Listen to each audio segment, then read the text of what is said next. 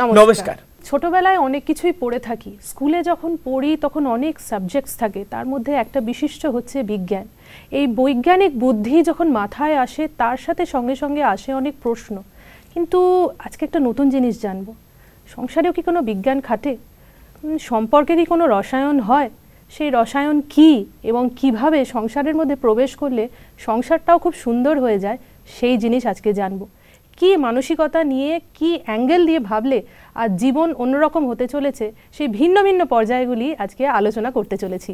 একদম তাই সংসারের সেই সুন্দর বিজ্ঞান, সেই বিজ্ঞানটা আদৌ কি, বা আমাদের সংসারকে সুন্দর করতে গেলে কি কোনো জাদুকাঠি আছে, না এমনি সুন্দর ব্যবহার, প্রেম, ভালোবাসা, সেটা দিয়েই আমাদের পরিবারগুলোকে সুন্দর করা যায়। দেখুন, পরিবার বলতে শুধুমাত্র 2জন বা 4জন ব্যক্তি তো নয়, পরিবার বলতে সারা বিশ্বকেও আমরা নিজেদের পরিবার মনে করি।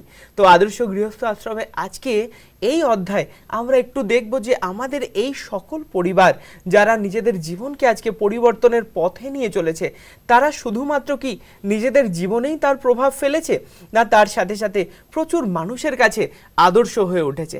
সেই উদ্দেশ্য নিয়েই আজকে যে অতিথিদেরকে আমরা পেয়েছি, তার মধ্যে একজন ডক্টর সোমনাথ ভট্টাচার্য।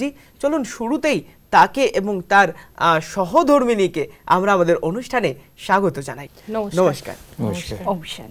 আপনাদের স্টুডিওতে আমাদের সকল পক্ষ থেকে আপনাদেরকে অনেক অনেক ওয়েলকাম। আশা করছি আজকের এপিসোড খুব সুন্দর এবং একটা সুন্দর আলোচনা আমরা আজ দেখতে পারবো। শুরুতেই ডাক্তারবাবু, আপনার ব্যাকগ্রাউন্ডটা আমি তো জানি, আর আপনার মুখ থেকে একটু আপনার পরিচয়টা শুনে নেব যে আপনি কি করে প্রজাপিতা ব্রহ্মাকুমারীতে এসছেন, বা আপনি কি করেন। ডক্টর তো আমরা জানি, তাছাড়া আপনি আপনার পরিচয়টা একটু সংক্ষেপে যদি আমাদের দেন। নাম হচ্ছে কি ডক্টর সোমনাথ ভট্টাচার্য। আমি আগে ইন্ডিয়ান আর্মিতে 26 বছর সার্ভিস করেছি অ্যাজ এ গাইনোকোলজিস্ট। 2009-তে আমি in the rank of colonel আমি প্রিম্যাচুর রিটায়ারমেন্ট নিয়ে এখন দুর্গাপুর ওয়েস্ট বেঙ্গলে সেটেল হয়ে আছি। সেখানে আমি আমার নিজের প্র্যাকটিস আছে, প্লাস এখন আমি একটা মেডিকেল কলেজে প্রফেসর অ্যান্ড এইচওডি হয়ে আছি গাইনোকোলজিতে। আর আমি 2008-এর ডিসেম্বর থেকে এই ব্রহ্মাকুমারী এই জ্ঞান যে সেটা আমি রেগুলারলি ফলো করছি আর কি। তো সংক্ষিপ্তভাবে জানাতে চাইছি এই জ্ঞান নেওয়ার পিছনে কি কারণটা কি। হঠাৎ করে আমি একটা রুটিন আমার লাইফ লিড করছিলাম as a doctor, as a specialist, patient, হঠাৎ এই আধ্যাত্মিকতা জীবনে কি করে আমার পরিবর্তন হলো, সেই পিছনে কিছু কারণ আছে। কারণ প্রথম কথা হচ্ছে গিয়ে আমার যে ব্যাকগ্রাউন্ড, ফ্যামিলি ব্যাকগ্রাউন্ড, সেটা হচ্ছে গিয়ে পিওর ব্রাহ্মণ। আমার টাইটেল বুঝতে পারছেন, ভট্টাচার্য, একদম সাত্ত্বিক ব্রাহ্মণ যাকে বলা যায়, কুলীন ব্রাহ্মণ। তো আমাদের পরিবারে আমার দাদুকে এবং দাদুকে স্পেশালি আমি খুব ক্লোজলি দেখেছি। দাদু খুব প্রিয় পাত্র ছিলাম আমি। প্রচুর পুজো পাঠ, সারাদিন সে ঠাকুর দেবতা মন্ত্র জপ পুজো এই নিয়ে সে থাকতো আর কি। আমি তার কোলেই বেসিক্যালি বড় হয়েছি আর কি। তারপরে আমার বাবাকেও দেখেছি সেই ট্র্যাডিশনটা অনেকখানি সে ফলো করে গেছে। কিন্তু মনের মধ্যে অনেক কিছু কোশ্চেন, যেমন আমি যখন বলছেন এই বিজ্ঞানের কথা, যেহেতু আমার ব্যাকগ্রাউন্ড বিজ্ঞান, আমার পুরো পড়াশোনা সব কিছু বিজ্ঞান নিয়ে, আমি যখন ডাক্তারি পড়ি এবং যেহেতু আমি জীবন এবং মৃত্যু, জন্ম মৃত্যু দুটোই আর কি খুব ক্লোজলি আমি দেখেছি আর কি, সেই জন্য আমার এই জন্ম এবং মৃত্যু এই নিয়ে আমার মনে প্রচুর প্রশ্ন আর কি জন্মাতো আর কি। কিন্তু কোনো উত্তর আমি কোথাও কিছু খুঁজে পেতাম না। যার জন্য আমি অনেক কিছু আশ্রম, সমস্ত স্পিরিচুয়াল মিশন, সব রকম যত রকম আছে ভ্যারাইটিস, সব রকম আমি টেস্ট করে দেখেছি। কিন্তু অ্যাকচুয়ালি জীবনের কি মিনিং, উদ্দেশ্য, কে আমরা, কোথা থেকে এসেছি, এই প্রশ্নটা আমি যখন ক্লাস 8-এ পড়ি তখন আমার মনের মধ্যে এসেছিল যে আমি কে, আমি কোথা থেকে এসেছি, আমি কোথায় যাব। এই যে আমার শরীরের নামটা সোমনাথ, এটা নামটা না হলে অন্য কিছুর নাম হতে পারতো।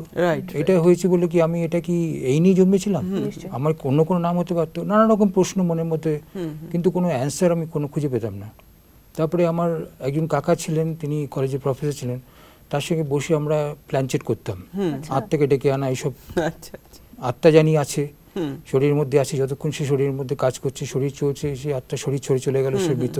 কিন্তু সে মরার পরে, শরীর ছাড়ার পরে কোথায় যাচ্ছে, কি হচ্ছে, কোনো উত্তর পায়। তো প্ল্যানচেট করে কি আত্মা এসেছিল আত্মা, কিন্তু তার কাছে কোনো উত্তর পাইনি। সেটাই আমি জিজ্ঞাসা করছিলাম, কোনো কি আনসার পেয়েছি? কোনো আনসার পাইনি। আচ্ছা। তারপরে বহুদিন পরে, আমি তখন ম্যাড্রাসে পোস্টিং ছিলাম, আমি একটা লাইব্রেরি, আমি খুব পড়াশোনা করতে ভালোবাসতাম আর কি। তো সে একটা লাইব্রেরিতে আমি একটা বই আমার হাতে পড়ে, তার নাম হচ্ছে দ্য লাইফ আফটার লাইফ। লেখক ছিলেন ডক্টর রেমন্ড মুডি বলে। উনি একজন আমেরিকান ডক্টর। তার মনের মধ্যে আমার যে মনে যে প্রশ্নগুলো ঠিক একই জিনিস তার জাগে আর কি, যে একটা মানুষ সারা জীবন ধরে সে তার সংসার, পরিবার, চাকরি বাকরি, পয়সা কড়ি কামালো, গাড়ি বাড়ি করলো, মৃত্যুর পরে তার কি হলো, সব কিছু একদম জিরো হয়ে গেল। তখনই মধ্যে মধ্যে যা প্রশ্ন জাগে, তখন তিনি নানা রকমভাবে সমস্ত নিয়ার ডেথ এক্সপিরিয়েন্স যে পেশেন্টগুলো তাদের কাছ থেকে ইন্টারভিউ নিতে হবে। অনেকে আছে যে কার্ডিয়াক অ্যারেস্ট হয়েছে কি অ্যাক্সিডেন্টে, হঠাৎ করে হার্ট থেমে গেছে 10 মিনিট 15 মিনিট, তারপরে আবার ফিরে এসছে, ওই ট্রানজিট টাইমের মধ্যে তার কি এক্সপিরিয়েন্স হয়েছে পেশেন্টের, সেই নিয়ে প্লাস নিজের খালি না, ও যত বন্ধু বান্ধব ছিল সবাইকে ওই একই ইনফরমেশন দিয়েছে, কেউ যদি নিয়ার ডেথ এক্সপিরিয়েন্স হয় ওকে জানাতে, এবং গিয়ে সবার কাছে ইন্টারভিউ নিয়ে ওই একটাই অ্যান্সার পেয়েছে তাদের কীরকম এক্সপিরিয়েন্স হয়েছে আর কি। চটজলদি একটুখানি যদি একটা প্রশ্ন করে নিই, এত সায়েন্টিফিক একটা ব্যাকগ্রাউন্ড নিয়ে, এত এরকম একটা মাইন্ডসেট যেখানে সবসময় বিজ্ঞান কাজ করছে, এখানে এসে বিশ্বাস হয়েছিল যে সত্যি আত্মা, পরমাত্মা এরকম কিছু হতে পারে, আধ্যাত্মিকতা, যেগুলোকে মানে প্র্যাকটিক্যাল ওয়ার্ল্ডে বলা হয় যে এগুলো তো অ্যাবসার্ড। মানে আপনি যে ব্যাকগ্রাউন্ড থেকে বিলং করছেন সেখানে জাস্ট টু ইম্পসিবল মনে হতে পারে। আমি শুনেছি সায়েন্টিস্টরা বলে that there is nothing between life and death. আমি অ্যাকচুয়ালি এই নিয়ে বলতে পারি যে একটা রিসার্চ করেছি আমি, ইউটিউবে দেখেছি যে মৃত্যুর পরে অনেকে বলছে যারা স্পিরিচুয়াল ওইতে বিলিভ করে যে একটা আত্মা আছে, সে যখন ছেড়ে যাচ্ছে শরীরে, তাকে একটা কাঁচের ঘরের মধ্যে আটকে রেখে দেওয়া হয়েছে, সে কাঁচ ফেটে বেরিয়ে গেছে, সেই রকম জিনিস দেখেছি। আবার যারা একদম ওই জিনিসটাকে একদমই ফলো করে না, তারা বলছে না, যখন মানুষ মারা যায় তার শরীরটা এরমভাবে ডিকম্পোজিশন হচ্ছে, ব্যাকটেরিয়া এরমভাবে খেয়ে নিচ্ছে, বডিটা আস্তে আস্তে মাটির সঙ্গে মিশে যাচ্ছে, ম্যাগট আসছে, দুটো আর কি, দুটো এক্সট্রিম জিনিস আর কি। ঠিক আছে, এখন জিনিসটা হচ্ছে গিয়ে এই বিলিভ করা জিনিসটা হচ্ছে গিয়ে নিজের উপর বিশ্বাস, নিজের উপরে আমি কি জিনিসটা ফিল করতে পারছি আর কি। আমি যদি ফিল করতে পারছি যে যেখানে একটা সুপার ন্যাচারাল জিনিস আছে, একটা সামথিং, একটা এনার্জি রয়েছে যেটা আমি ফিল করতে পারছি, তখন আমি জিনিসটাকে বিশ্বাস করতে পারবো।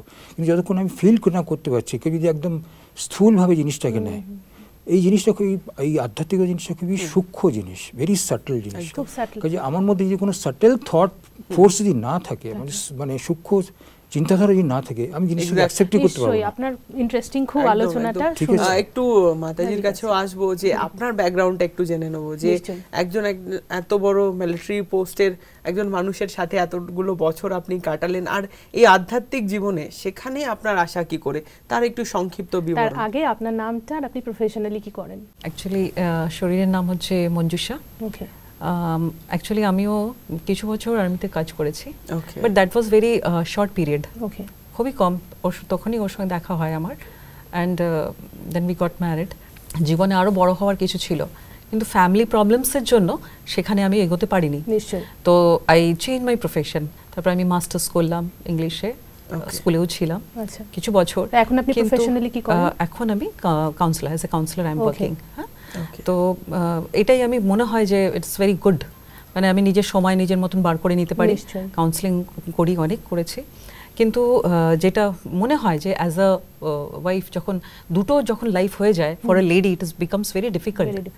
মানে একটা মানে ফ্যামিলির সাইড অ্যান্ড একটা হচ্ছে আমার প্রফেশনাল সাইড, ওই জায়গাটা খুব একটা ডিফিকাল্টি, ব্যালেন্স করাটা খুব মুশকিল হয়। তো তখন আমি ডিসাইড করলাম, ও আমাকে বললো যে আমার তো 24 ঘন্টা round the clock he has to be on his profession.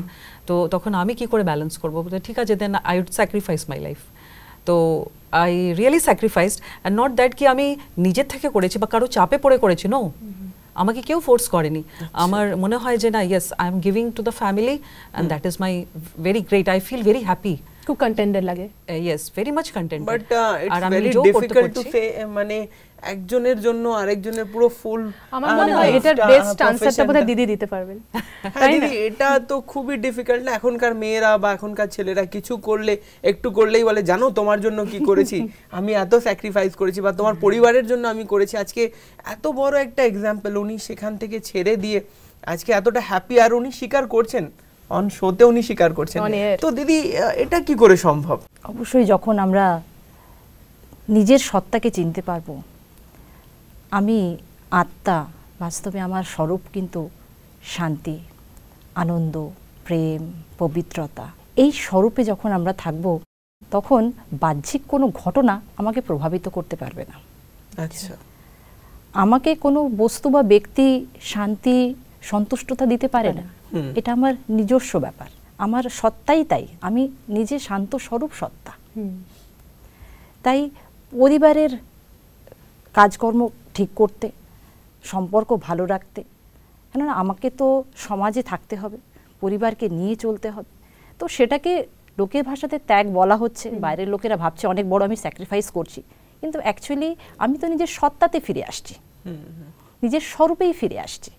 তো সেটাতে লাভ আমারও বেশি হচ্ছে, প্লাস আমার এই যে পজিটিভ ভাইব্রেশন, এই যে আমি সন্তুষ্ট থাকছি, পরিস্থিতি যেমনই হোক না কেন আমি তো সন্তুষ্ট আছি, তো এই সন্তুষ্টতার ভাইব্রেশনটা আমার পরিবারকে এবং সমাজকে তথা বিশ্বকে আরও একটা পজিটিভ এনার্জি ছড়িয়ে দিচ্ছে। এখান থেকে যদি আমি প্রশ্নটা নিয়ে নিই আপনাকে, যে বলছেন সন্তুষ্ট থাকা, আমার মনে হয় এর মধ্যে কিছু বাধা আসে, সেই বাধাগুলো হচ্ছে বোধহয় আমরা অহংকার, বা আমি যে কোয়ালিফিকেশনটা অবটেইন করেছি, বা আমার এটা এতদিনের রিসার্চের জগৎ, বা বিভিন্ন প্রকার আমরা আপনি কি করে ওভারকাম করেছেন? না, আমি যেটা চেয়েছিলাম লাইক মাই এডুকেশন, তো আমি সেটা কমপ্লিট করেছি। আই নেভার, আমি ওটা ছাড়িনি। কিন্তু আমাদের তো এটা মনে হয় না যে এডুকেশনের একটা ফল হোক, আমি কিছু অ্যাচিভ করি লাইফে, চাকরি করি। আজকাল মেয়েরা যেটা চাইছে যে চাকরি করব, পয়সা কামাবো, পয়সাটাই কিন্তু সবকিছু নয়।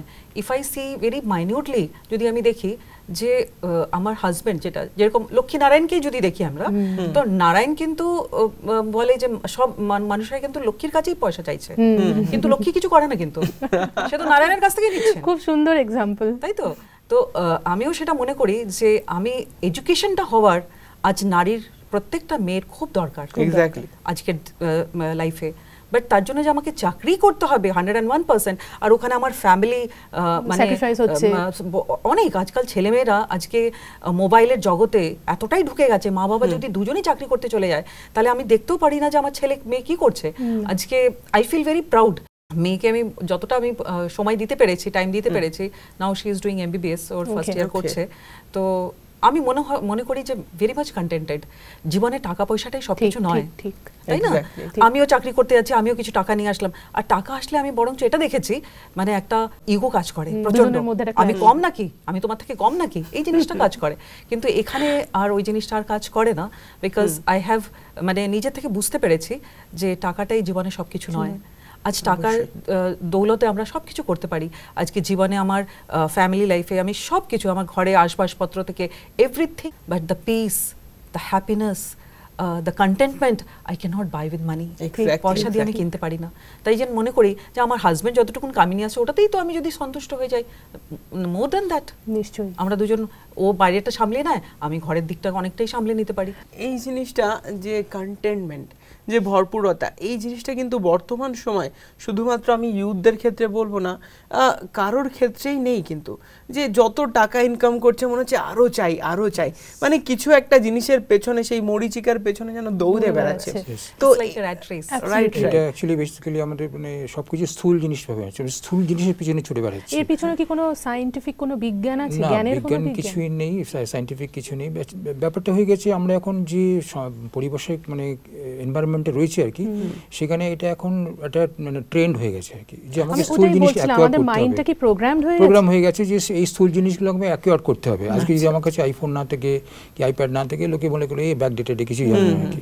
তো স্থূল জিনিস অ্যাকোয়ার করতে করতে করতে করতে কি হয়েছে, এটা রেসের মধ্যে দড়িয়ে গেছে আর কি। আমরা যে একটা মানে কবওয়েবের মধ্যে জড়িয়ে পড়েছি একদম, ঠিক আছে, মাকড়সার জালের মধ্যে।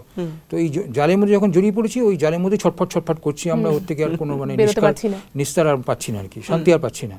তো যখনই আমাদের এই স্থূল জিনিসগুলো ডিসকার্ড করতে আরম্ভ করবো, যে আমাদের সূক্ষ্মভাবে আমরা কী করে স্যাটিসফাই হতে পারি, ঠিক আছে, আমাদের এই ইন্দ্রিয়গুলো যেন আমাদের কোনো ডিস্টার্ব না করতে পারে, সূক্ষ্মভাবে আমরা স্যাটিসফ্যাকশন যদি মনের মধ্যে আনতে পারি, তাহলেই সমাজে এবং শুধু সমাজে মানে পরিবারের মধ্যে প্রথমে শান্তি, পরিবারের শান্তি হলে সমাজে শান্তি হবে। আজ আমার যদি ঘরে ঝগড়া না হয়, তাহলে পাড়াপড়শির লোক কি করলো না করলো, কোথায়, ওরা আমার বাড়ি যখন চুপচাপ দেখতে পাবে, ওরা অটোমেটিক্যালি শান্ত হয়ে যাবে। রাস্তা কুকুরও শান্ত হয়ে যাবে, ওরা চিৎকার করে, আমরা যদি আমি শান্ত থাকি, ভাইব্রেশন দিই, রাস্তা কুকুরও শান্ত হয়ে যাবে। হ্যাঁ, ঠিক আছে। তো এই হচ্ছে ব্যাপার, আমাদের ভিতরটাকে সূক্ষ্মভাবে আমাদের শান্ত করতে হবে। এই যে শান্ত করার উপায় বা কন্টেনমেন্ট, যে ভরপুর থাকার, তো এই ভরপুর থাকার কি কোনো শর্টকাট মেথড আছে? কারণ আজকাল আমরা দেখি মানে সন্তুষ্ট করার জন্য, নিজের নার্ভ শান্ত করার জন্য আমরা ওষুধ খাই। হ্যাঁ, কি আধ্যাত্মিকতা বা কি টেকনিক আমাদের শিখতে হবে, যেখান থেকে আমাদের কিছু করতে হবে না, প্র্যাকটিস করলেই হবে? যেটা এই মুহূর্তে আমার মনের মধ্যে চলছে, যে এইগুলোর পেছনে কোথাও না কোথাও একটা অসন্তোষ কাজ করছে, অপ্রাপ্তি কাজ করছে, ভেতরে একটা খালি জায়গা তৈরি হয়েছে। আর মানুষের এই দেহ অভিমানটা এই পর্যায়ে পৌঁছে গেছে যে সবসময় কিন্তু আমরা অন্যের কথায় চলছি। যেমন হিন্দিতে একটা প্রবাদ আছে যে সবসে বড়া রোগ ক্যা কহেঙ্গে লোগ। তো এই অন্যের নীতিতে, অন্যেরা কি বলবে, অন্যেরা কি ভাববে, সেই ভাবনা আমরা ভাবছি, তো ওদেরকেও তো ভাবতে দিতে হবে না। অন্যের ভাবনাও যদি আমিই ভাবি তাহলে ওরা কি ভাববে? তাই নিজেকে এই সমস্ত জিনিস থেকে একটু মুক্ত করে অন্তর্জগতে প্রবেশ করা, আর নিজের ভেতরের যে শূন্যতা আছে এটাকে খুঁজে দেখা, কি চাই আমি, কতটা চাই আমি, কিসের জন্য ছুটছি।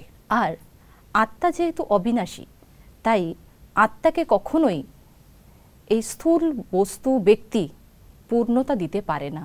আত্মা পূর্ণতা পায় পরমাত্মার সান্নিধ্যে এসে, পরমাত্মার যথার্থ পরিচয় পেয়ে, পরমাত্মার সঙ্গে সুন্দর সম্পর্ক তৈরি করে, যেটাকে আমরা বলি সহজ রাজযোগের গভীর অনুভূতির দ্বারাই কিন্তু আত্মা তৃপ্ত হয়, সম্পন্ন হয়, ভরপুর হয়।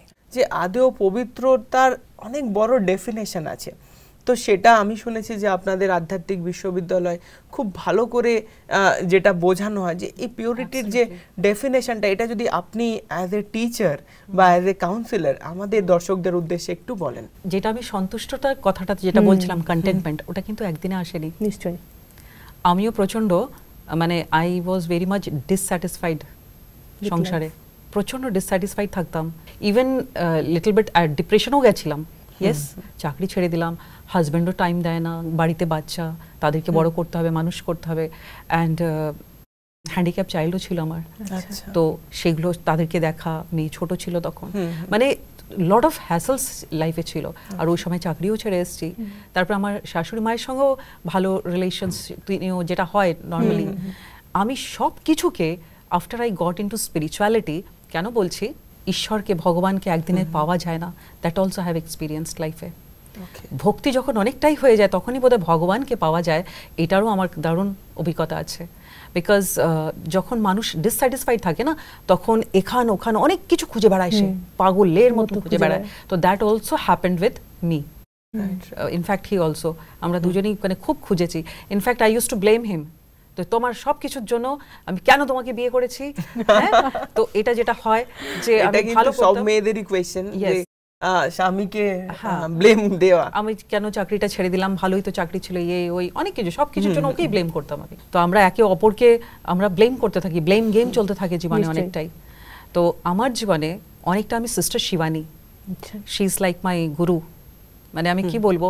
ইনফ্যাক্ট একবার আমার অনেকবার মনে হয়েছে আমি ওকে ছেড়ে দিয়ে চলে যাবো। আমি in fact I use to tell him also, আমি ছেড়ে দিয়ে চলে যাবো, তুমি তো কিছু দেখো না সংসারের, সবসময় বাইরেই, তো যখন ছেড়ে দিয়ে চলে যাবো বুঝতে পারবো। হয়তো আমাকে ভগবান রাখবার জন্য এটাও জানিয়ে দিল যে sister Shivani is a married lady. যেদিন আমি জানলাম যে ম্যারিড হওয়ার সত্ত্বেও সে কি সুন্দর করে ব্যালেন্স করে রেখেছে তার দুটো লাইফকে, তার আউটসাইড লাইফ অ্যান্ড তার ম্যারিড লাইফটাকে, তারপর সেদিন থেকে আমি প্রমিস করেছি না আর ওকেও আমি ব্লেম করব না, সব কিছুর জন্য ও তো রাজি নয়, তালি তো দু হাতেই বাজে। Then I started taking all this things on me also, কি ইয়েস আমারও কোথাও না কোথাও ভুল আছে, so I have to change myself. তো সিস্টার শিবানী জবের থেকে আমি দেখা আরম্ভ করেছি অ্যাওয়েকনিং উইথ ব্রহ্মকুমারিজ, অ্যান্ড আমরা দুজনেই ইনফ্যাক্ট একসঙ্গে জ্ঞানে আসি 2008-এ, অ্যান্ড তারপর থেকে নেভার লুকড ব্যাক, আজ পর্যন্ত never looked back, and that was a great transformation বলতে পারি, turning point in our life. Right right দিদি, এই যে স্বপরিবর্তন, নিজেকে চেঞ্জ করা, আদেও কি সত্যি নিজেকে চেঞ্জ করা সম্ভব? আমরা সবাই কিন্তু অপরকে চেঞ্জ করতে খুব ব্যস্ত, তো কি করে নিজেকে চেঞ্জ করব? আমরা প্রত্যেকে কিন্তু নিজেকে খুব ভালোবাসি, একদম, কিন্তু নিজের স্বরূপকে বা নিজের সঠিক পরিচয়, আত্মিক পরিচয়টা না জানার কারণে এই বাহ্যিক রং রূপ বা পোস্ট পজিশন, এটাকে নিয়েই আমি নিজের আমিত্বকে গড়ে রেখেছি। ঠিক তাই কি যখন এই বাইরের পরিচয়গুলো বা বাইরের আইডেন্টিটিগুলো যখন ভাঙে, কেউ কিছু ব্লেম করে দিল, কেউ ভালো বললো তো খুব ভালো, আমার ড্রেসটা ভালো বা দেখতে ভালো, অমুক রং রূপ যা, যখনই বাইরের জিনিসটাকে লোকে প্রশংসা করছে তখন আমার ভালো লাগছে, যখন কিছু খারাপ বলছে সেটা খারাপ লাগছে। কিন্তু স্থূল বিষয়গুলোকে ছেড়ে দিয়ে যখন আমরা নিজের আসল পরিচয়টাকে জানছি, যে আমি তো আত্মা, বহুবার এরকম দেহরূপী বস্ত্রকে ধারণ করে কর্মের আধারে আমি বস্তু ব্যক্তির সান্নিধ্যে সবসময় আছি, তাই এগুলো তো পরিবর্তন হবে।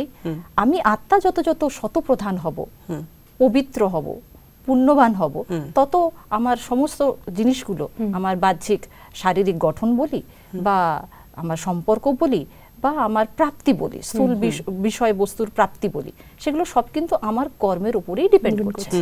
তাই আমাকে বাহ্যিক জিনিসগুলোকে না দেখে যদি নিজের শ্রেষ্ঠ কর্মের দিকে আমি ধ্যান দিই, তাহলে আমার প্রাপ্তি বেশি হবে।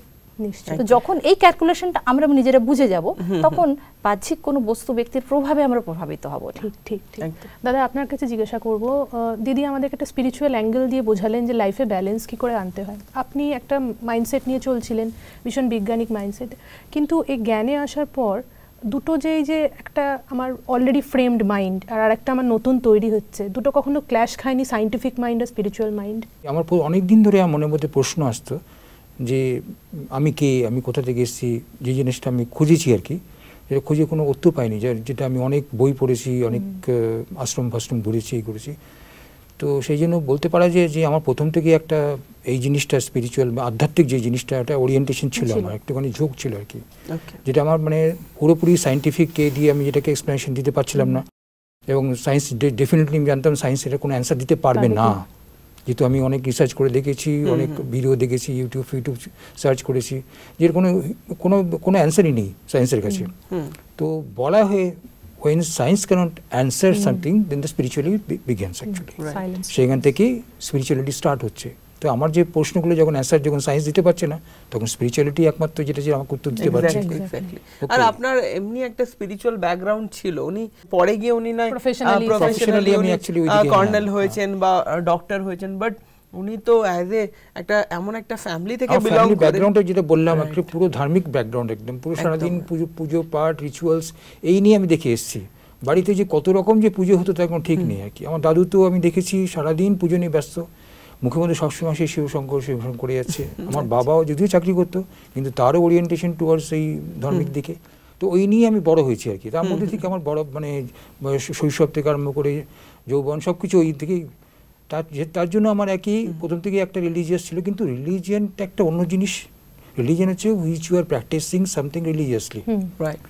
ওকে, কিন্তু মনের মধ্যে যে কোশ্চেন থাকে, যে প্রশ্ন থাকে, যে জিনিসগুলো সূক্ষ্ম জিনিসগুলো আর কি, যেগুলো অ্যান্সার রিলিজিয়ান কোনো ধর্ম দিতে পারে না। আমি কোরআনও পড়ে দেখেছি, বাইবেলও পড়ে দেখেছি, সেইখানের মধ্যে ইস্যু অ্যান্সার খুঁজে পাওয়া যায় না। ঠিক আছে, ওরাও কতগুলো জিনিস কাছাকাছি নিয়ে গেছে, পুরোপুরি ওর অ্যান্সার করতে পারিনি আর কি।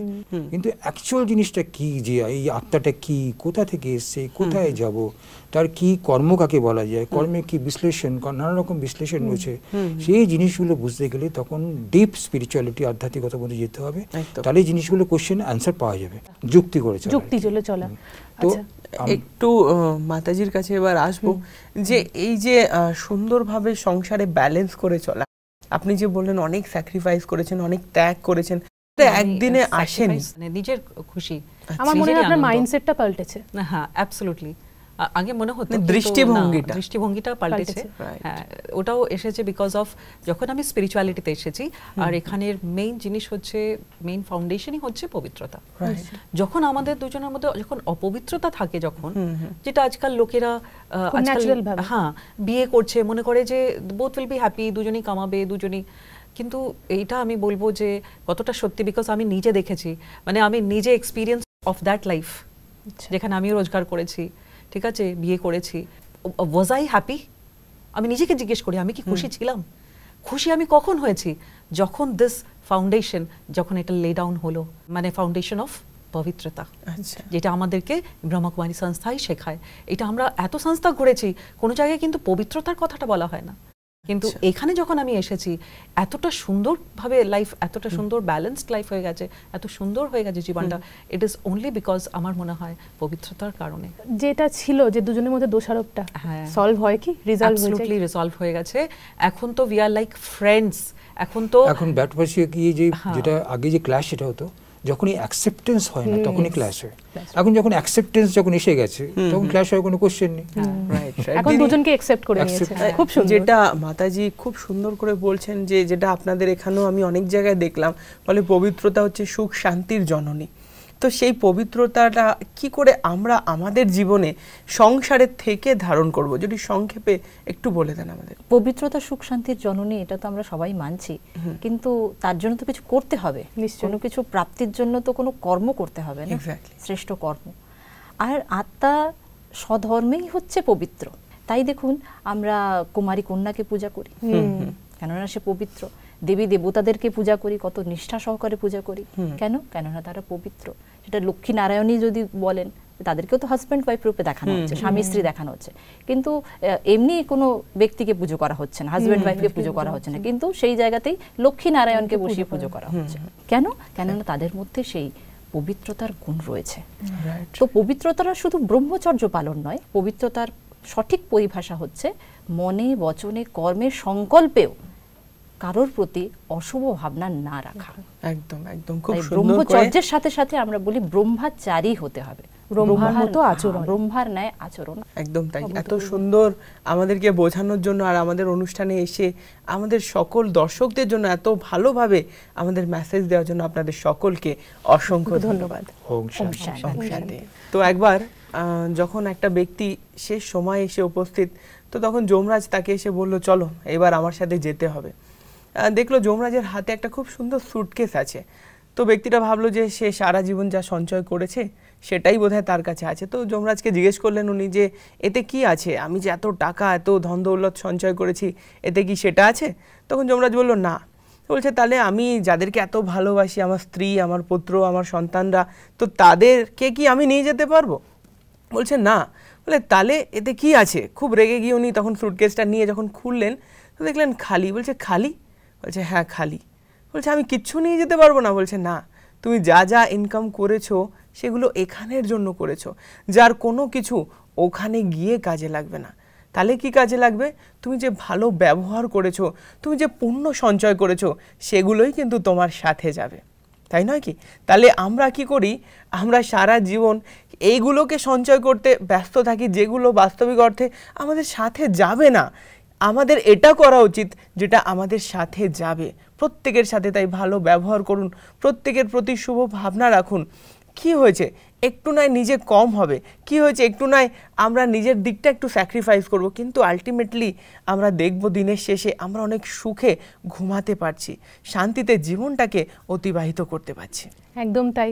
আর দেখুন সবসময় বলা হয় যে সংসারে বোধহয় মেয়েদেরকেই স্যাক্রিফাইস করতে হবে, একবারে নয়, কিন্তু স্যাক্রিফাইসের কিন্তু অনেক রকমের ডেফিনেশন হয়। সেই স্যাক্রিফাইসটা করে সেটা নিয়ে যদি আমি একে অপরের সাথে বোঝাপড়া করে সুন্দরভাবে সংসারটা করতে পারি, সেই স্যাক্রিফাইসটা স্যাক্রিফাইস নয়, সংসারের মঙ্গলেই কিন্তু আসে।